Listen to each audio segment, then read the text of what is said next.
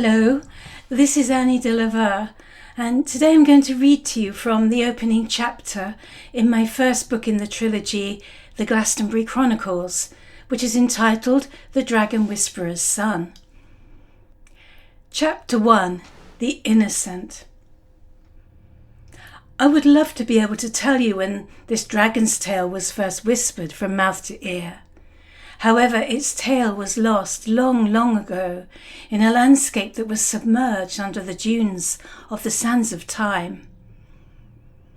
We do divine, though, from the embroidery silks threaded through its weave, that it was spun in an age when the same moon we look up to today was shining down, silvering our seas, and that it was also the ancient days of yore, when both treasure and pleasure were measured by meaning, and a man's dreams were valued more than gold. So, while there are some who may argue that this story never existed in recorded history, there are others who perceive that there is far more to human existence than can be perceived by the naked eye. Those far-sighted seers know that the only difference between history and mythology is that myths, like this one, are true. And so, if you're sitting comfortably, we can begin. We join our hero and heroine, Gwydion and Arenrod, just as the sun, in its spiralling course, is reaching the dark centre of the womb of the galaxy, casting its beneficence on this seedbed of the celestial creatrix, before setting out again to return to us on Earth once more. They're travelling in a party of 4 that has been riding since dawn to reach White Lake and the castle of Gwydion's uncle, the great sage Math. The few local folks who've been lucky enough to see them passing between the snowy banks of Cinnamon Lane and then up the steep and darkly canopied Wellhouse Lane and then along Paradise Lane just below Glastonbury Tor were awed by the sheer beauty and opulence of the rich colourful silks that the riders wore and the shining gold of their ornaments and headdresses. Their eyes widened at the sight of the damask gold cloths draping the girths of the horses and their manes and tails plaited with red ribbons and beads and crystals and golden bridles jingling like sleigh bells.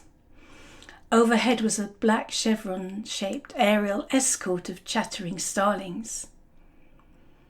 But now, as we meet the party, it is later in the day, and the purple shadows of evening are already drawing their curtains to close out the night. Glistening halos of mist are steaming from the horses' nostrils as their hooves crunch and crack on the freshly driven snow along a pathway that meanders lazily through a gorgeously aromatic evergreen pine forest. The stars are rising to take their places one by one and beginning to circle like silver sequin dancers in a vast cavernous domed ballroom. Millions of fireflies like tiny lamplighters are illuminating the glistening tree boughs that look as if they've been dusted with icing sugar. And so it was, just as they were nearing the end of their journey, that Gwydion looked over, not for the first time, at his lovely companion. His heart, as ever, was surging to see how she always sat so high and proud in the saddle, how her long snowy neck was the envy of swans, how her elegantly shaped arms held the reins so gracefully, and how her tresses were spun up into spiralling piles of glossy golden curls that created a natural crown on her head. "You should marry me, Arenrod," he said, a little more sternly than he meant to. The emotion welling up from the depths of his heart felt like a hand squeezing his throat. But Arenrod just tossed her head and laughed, and Gwydion thought, as his heart sank, "It's extraordinary how what sounds just like a tinkle of tiny bells can cut a person to the quick." "Don't be silly, Gwydion," she replied, turning her sparkling cat's eyes towards him and wrinkling her small button nose. "Sisters don't marry brothers, and virgins don't marry or love men," she said. There was a barely audible gasp behind them. It was from Merwen. The teenager turned her knowing face towards Arenrod's cousin, Tegwen, who was riding alongside her, and she twisted it into a contorted grimace which express far more than she ever could in words. Tegwin just smiled knowingly. Tegwin was older than both Arinrod and Merwin, so they often treated her like an aunt. Nobody was quite sure of her age, but she was certainly old enough and wise enough to know not to dispense advice before it was asked for. As Merwin's godmother, Tegwin had been acting as her guardian ever since her parents had been swept out to sea one wild winter's night 12 years ago, never to be seen or heard of again. Gwydion heard Merwin's barely stifled utterance, and he turned in his saddle to wink at her.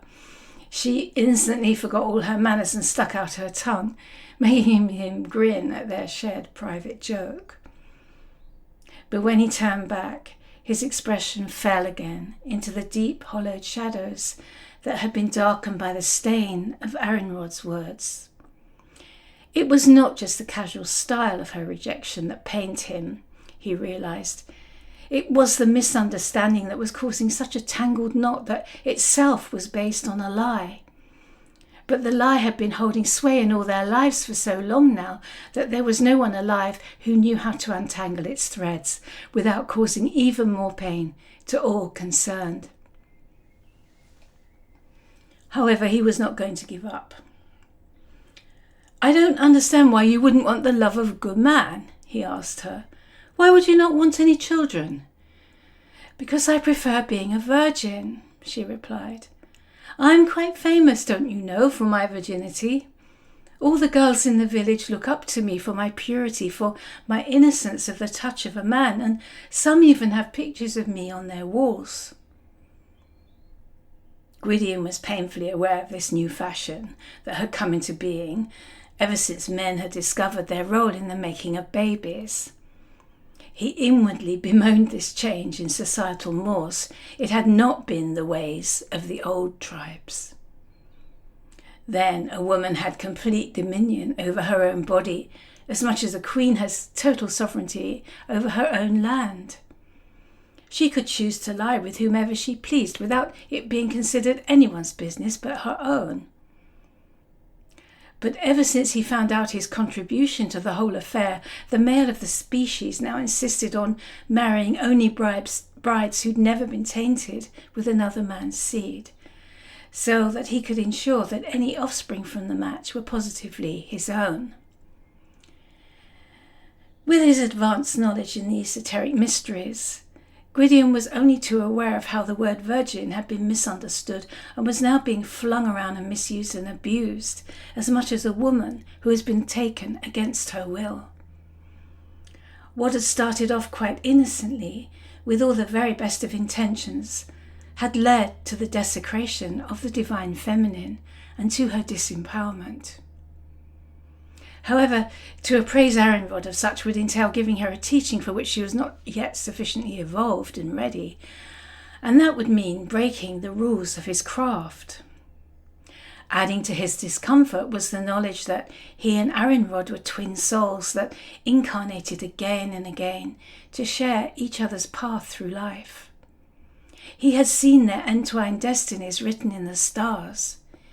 He just wished, and not for the first time, that it wasn't such a tortuous business. Anyway, Arinrod was carrying on, blithely insensitive to how she had managed to both wound him personally and challenge his integrity as a magician at the same time. "It's too late now. It was actually you who suggested that I offer my services to Math. You said he needs a virgin to replace his footholder." Gwydion's face fell instantly, as darkly as the blackening skies. Arinrod had touched a nerve. In those days, it was the custom for a ruler to sit with his feet in the lap of a virgin whenever he held court. So his discomfort stemmed from the knowledge that he'd not been entirely innocent in the matter of why Math needed a replacement for his former footholder. "Yes, quite right," he replied, gruffly, almost under his breath, as they rounded a corner. The tall pine trees were no longer blocking their view of the splendid Milky Way. They called it the Way of the Heavenly Cow, and now one could see why. It was as though waterfalls of creamy rich milk were streaming from the cow's udders in the stars and splashing down into the huge, near-frozen lake. "White Lake!" Merwen exclaimed excitedly. "We're nearly there." Sure enough, the pointed roofs of Math's abode soon appeared, silhouetted black against the stars, and a pregnant full moon was rising high above them. So it wasn't much longer before their horses' hoofs came clattering into the castle's courtyard, and they could smell delicious aromas of roasting chestnuts and spiced mulling wine and baking bread emanating from the thatched roof kitchen. Red and white mushrooms and snow-sprinkled pine cones hung down from the branches of holly trees, dotted around the crimson walls of the castle that were hugged by sprawling dark green ivy. A couple of stable boys ran forward to help them dismount. Then Gwydion's two brothers appeared under the arch of the oak-framed doorway hung with white mistletoe. They were waving their welcome.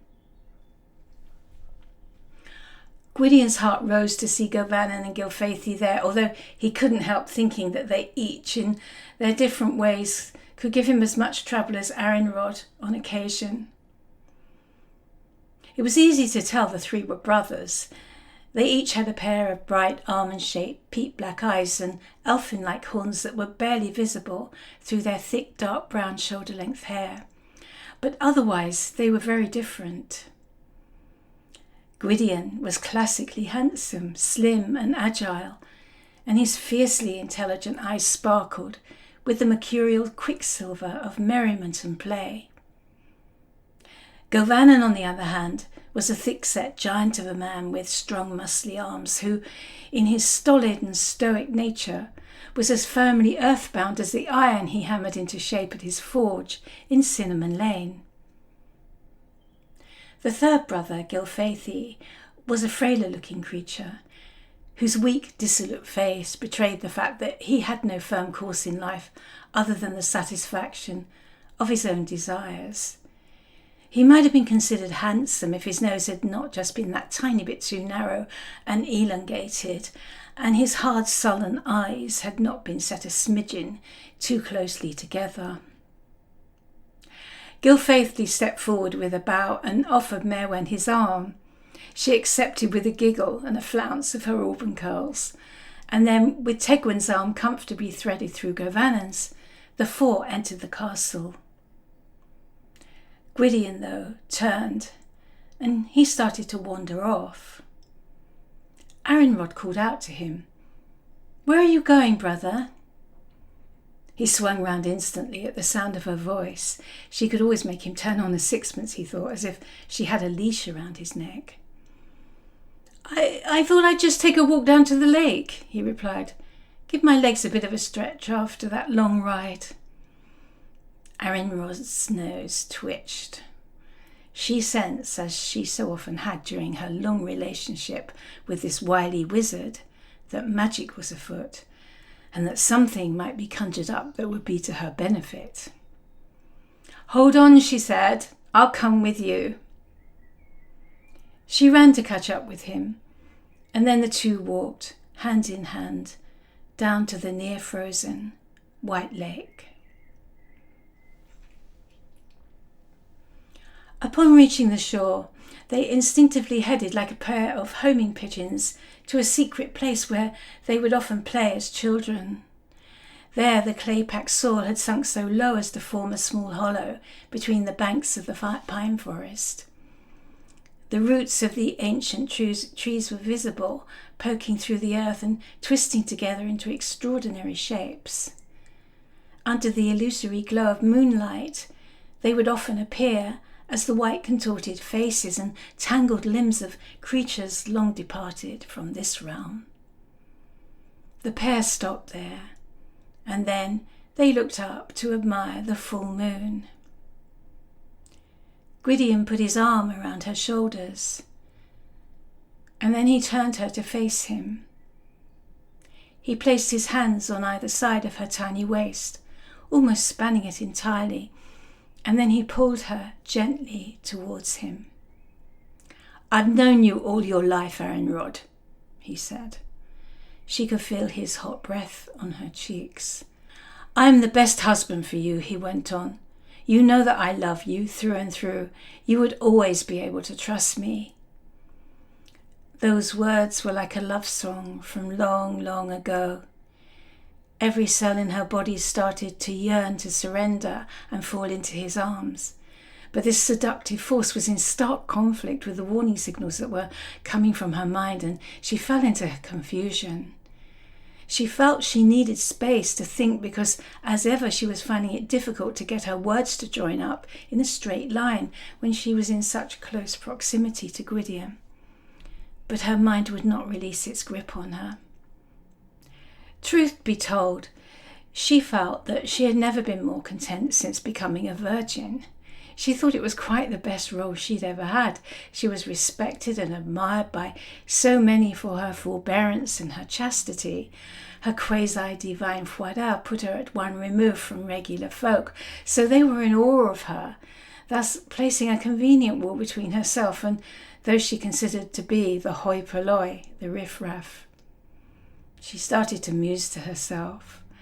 Those girls in the village will eventually marry some thick-headed clout, she thought, and they will no doubt tolerate their clumsy fumblings under the blankets at night, but I will always be their first love. Gwydion, however, was not going to give up easily. You deserve someone who will love you for who you really are, not for who you appear to be, he told her. You warrant a husband who will stay with you forever, through thick and thin, warts and all. Warts! Aaron exclaimed, jumping back, as startled as a roe caught in a thicket, that such an ugly idea had been introduced into this idyllic setting. What warts? I don't have any warts. It's just an expression, Gwydion tried to reassure her. It just means faults. But I don't have any faults either, she replied crossly. What do you mean by that? Which faults? Everyone has faults, Gwydion replied, as patiently as he could.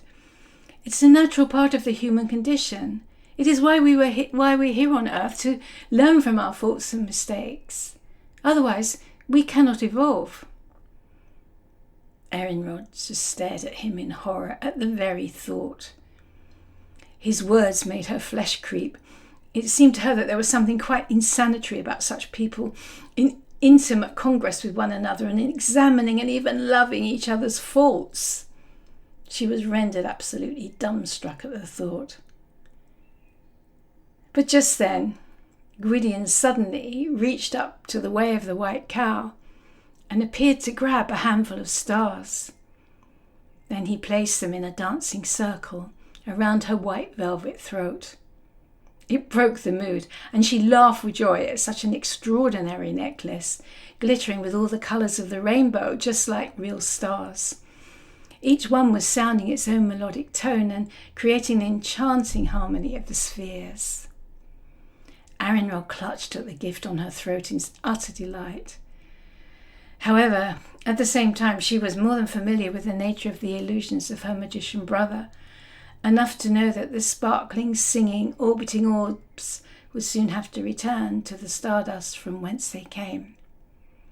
So she quickly said, "That's so wonderful, thank you so much, but we must go back to the castle now. I can't wait to show the others." And with that, she turned to run back the way they had come. "I'll see you there later," Gwydion called after her fast retreating form. The disappointment was weighing down his voice like a lump of lead. He slowly wandered back to the edge of the lake.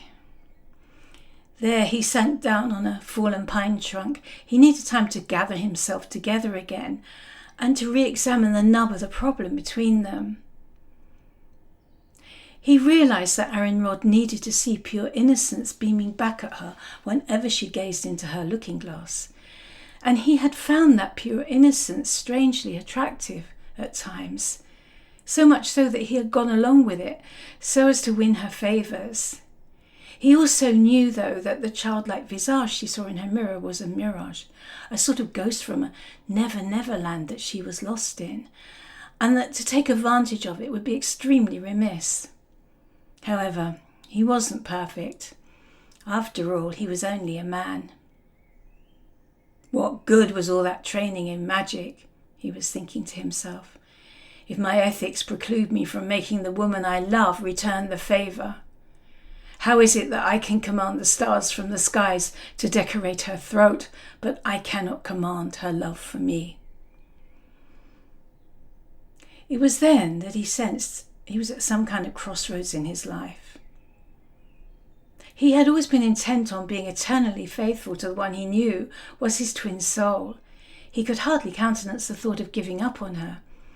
Yet, at the same time, he was uncertain how long he could continue trying to rescue such a scorpion when at each attempt it appeared to be intent on stinging him to death.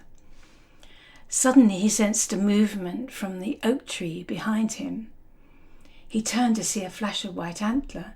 He gasped and almost jumped in delight, but he managed to restrain himself, and then he stood up very slowly, not wanting to startle away such great good fortune.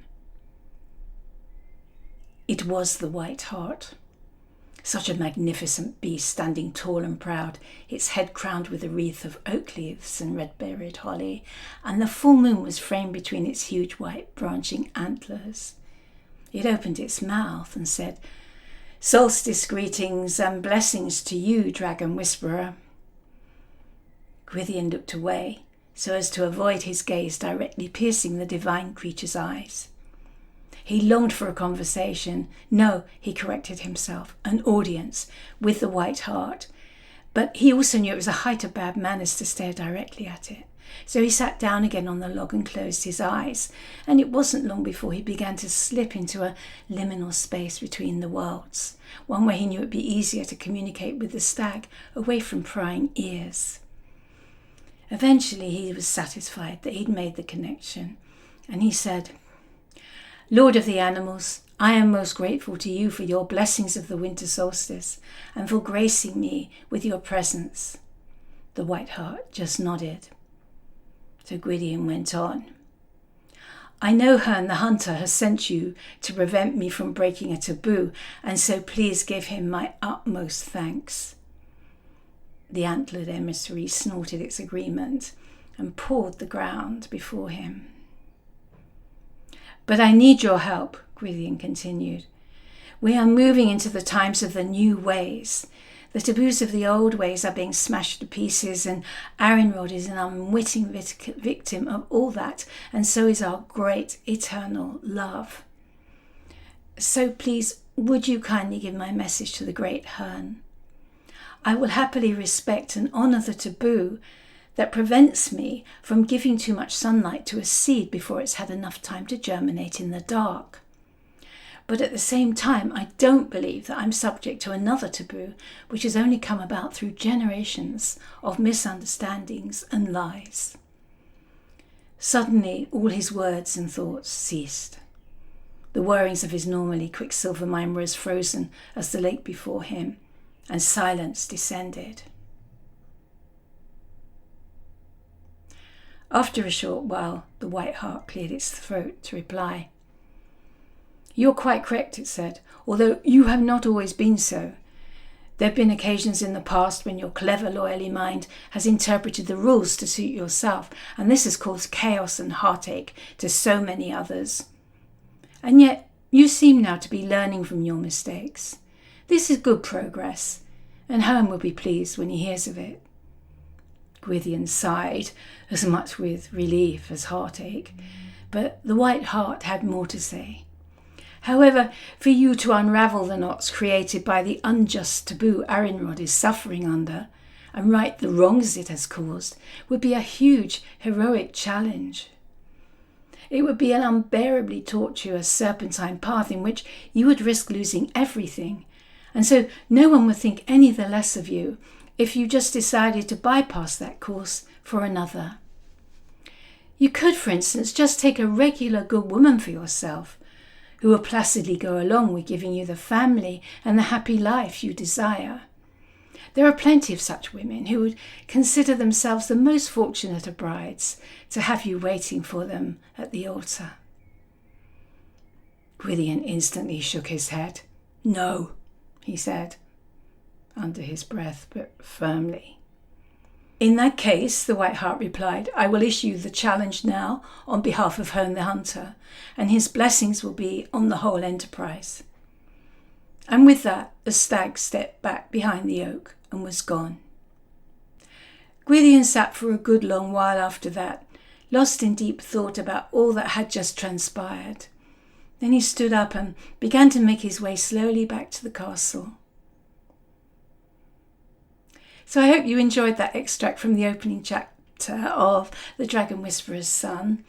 If you'd like to carry on with it, you can get it as a paperback or for your Kindle or iPad from Amazon, and it's also on all good online bookshops. You've been listening to me, Annie Dieu-Le-Veut. All my books are on Amazon, and if you'd like to support my work, I'm on Patreon as Shaman of Avalon.